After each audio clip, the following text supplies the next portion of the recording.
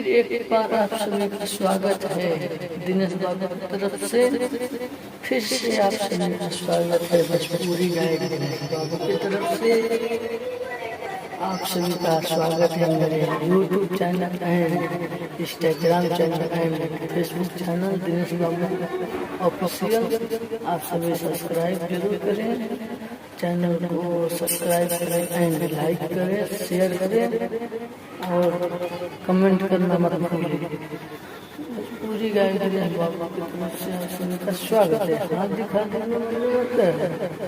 हर video की तरह एक और भोजपुरी गाना का वीडियो में लेकर आ चुका हूँ आप सबका बीच में।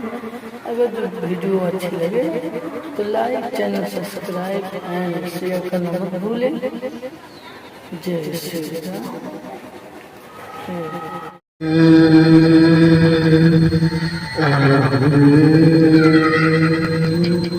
रोवत रहता हमके मना सकिन के मिठैया, रोवत रहता हमके मना सकिन के मिठैया। बाबूजी के कैसे दिया तुम्हें खिलौने कन्हैया हो। बाबूजी के कैसे दिया तुम्हें खिलौने कन्हैया हो।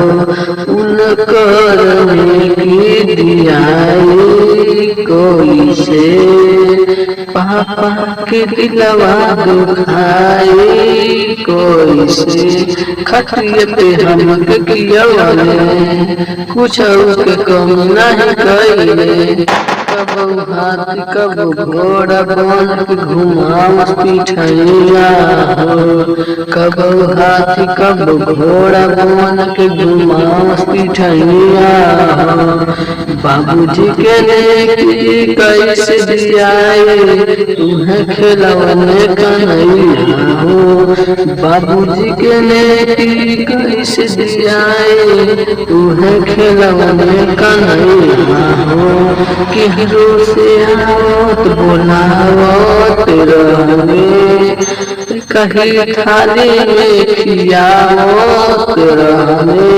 हमारा के कैले बिना रहो कैसे भुलाऊं प्यार हो।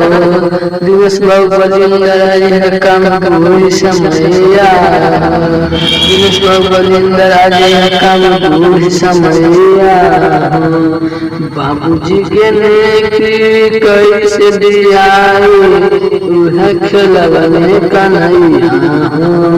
बाबूजी के लेके कैसे दिया तुम्हें खिलौने कन्हैया हो।